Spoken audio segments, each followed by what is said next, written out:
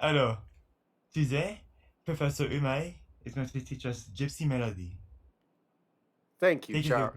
Professor. Thank you, Charles.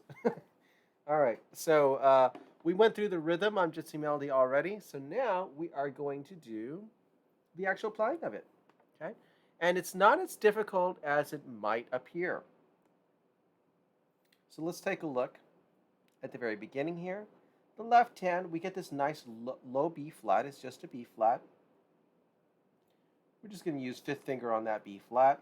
And then we're going to use the pedal to hold this note. So this is, you just sustain the pedal. And you're actually able to use quite a bit of pedal through here, okay? So sometimes in music, you don't have to really acknowledge the rests in certain styles of music. And in this one, this is one where you could choose to use a lot of pedal if you like the sound of it. So the left hand will then just jump up and play B flat F. You can use 4-1 here. You could use 3-1. It doesn't really matter. You could even use 5-1 if you prefer. Okay. So the left hand starts with a low B flat. Then you're just going to jump up and have B flat F like that. Okay. And it's a B flat F, B flat F, B flat F, B flat F. It does it 4 times. On measure 6, it goes down to the note A. It goes down a half step. But it's still a perfect fifth. So you'll just use the same exact fingers you were using. For me, I like to use 3-1, but you can do again 5-1, 4-1, or 3-1. Doesn't matter.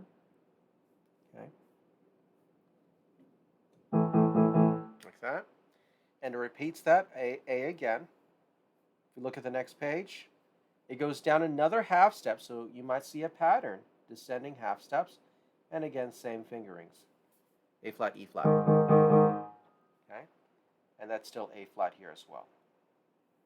That's the whole left hand for bars 1 through 10. You've got it down already. So let's go ahead and try that much. We're going to start from the beginning and go through the left hand together. Here we go. You can use pedal to assist if you'd like. Comes on beat 2, counting and playing. 1 and 2 and 3 and 4, shift up. 1, B flat F.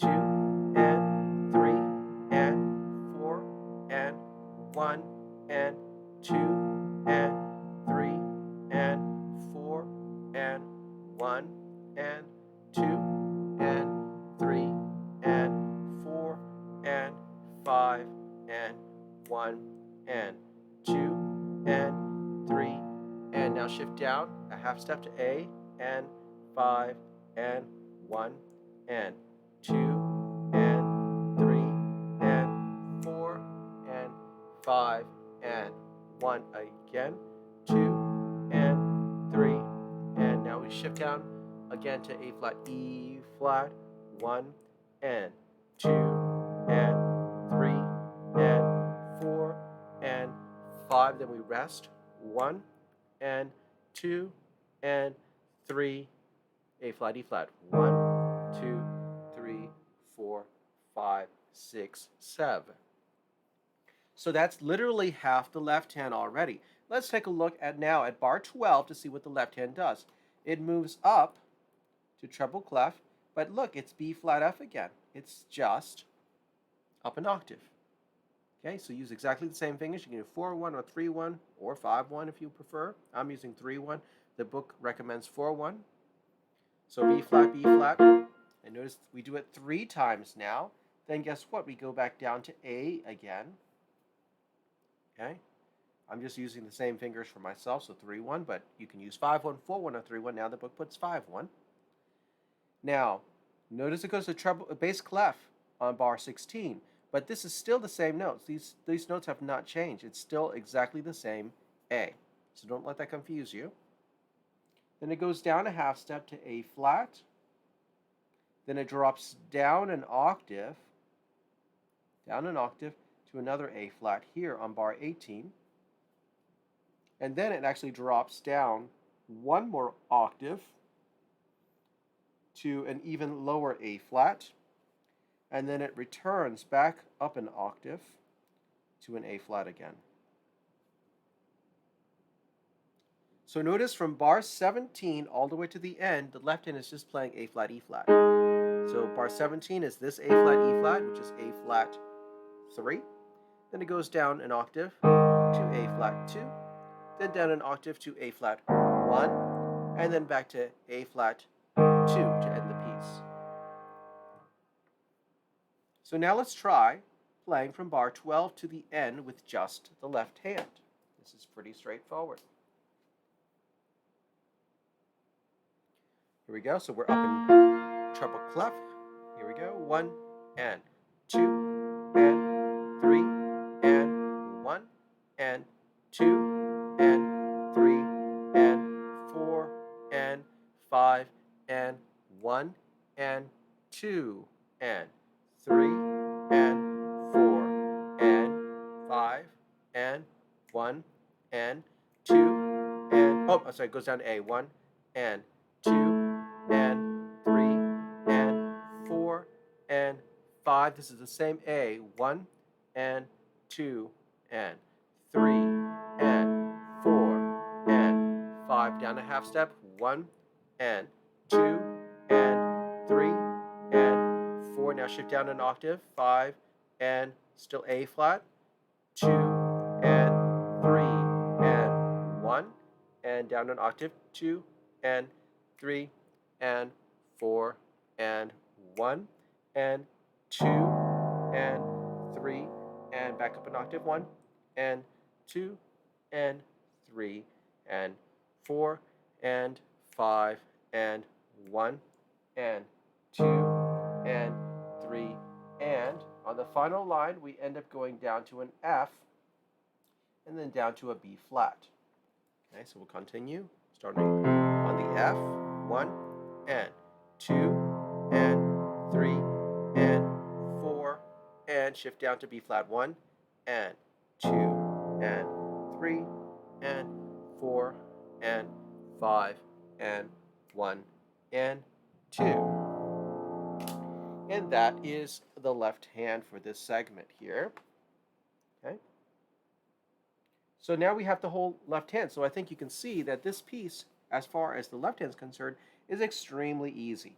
If we take a look at the right hand here, it starts on a D flat with our first finger going to fifth finger on the A flat, fourth finger on G natural, and then back to on bar 5, 3, 1, F, D flat. So it's just 1 and 2 and 3 and 4 and 5 and 1 and. Really, really simple. The next bar 6, we stay in the same position. It says C sharp, but this is enharmonic. Okay, so nothing's really changed in position. So fifth finger on the G sharp, fourth finger F sharp, 3, 1 again, but this time we go to naturals. So try this part from the C sharp, 1 and 2 and 3 and 4 and 5 and 1 and 2. Okay, so that's how that part goes. And then we stay in C position, and again 1, then 5 on G, fourth finger on F sharp, then 3, 2, 3, 1, 2. This is very simple because it's in C position. 1 and 2 and 3 and 4 and 5 and 1 and 2 and 3 and like that. We stay in C position on the 6, 7, 8 measure. So you'll have 4, 2, 3, 1, 2. 1, 2, 3, 4, 5, 6, 7, like that. Which means you'll be on fourth finger on bar 11 on the F sharp, 3, 2, 3. Just need to count 1 and 2 and 3 and 4 and. On the 5-4 bar, on measure 13, we're back to D flat again. This is another D flat, and we just use 1. Okay, they're recommending 4 here, but let's see if that is actually a good suggestion. You could, yeah, you could do 4 here. It'll be slightly stronger fingers. 4, 3, and then 4, 3, 2, 1. That's going to be A flat, G, F, D flat, and you're going to count 1, O, lat 2, like that. 1, O, lat 2. On the next measure, we'll do the same fingerings. 1, 4, 3, 4, 3, 2, 1 to keep it simple. 1, 2, 3, 4, 5, 1, 2, 3, like that. 4, 5, okay? And we go to our thumb on the C here. Then they're actually recommending third finger on the G. This allows you to prepare to shift up. 1, 3 on G, 2, like this. So 1, 2, 3, 4, and 5, and 1, and 2, and 3, and like that. Then we get to the most difficult measure for the right hand here, which is this measure here. And the fingering here is going to be, is already written for you, 5, 1, 2, 3, 1, 4, 2, 1, 2, 4, E, and A. Okay, so this is a little bit tricky here. It'll take some attention. These two notes are basically played on the same beat here. Okay, so take that slowly. Going on, you'll just use your thumb here, second finger on the D, 4, 3, 2, 3. And then we're down to C flat. 1, 2, and then this is 4, 3, 2, 1, 2, still a D flat. Takes you to bass clef in the last 2 bars. And here you can start with, you're going to have to shift up because of the distance here, so it doesn't matter. You can start with 4th finger. This is on A flat, the note A flat, down to C, which will be 1, bass clef of course, and then you jump all the way up to E, okay, and fingering is not too important here.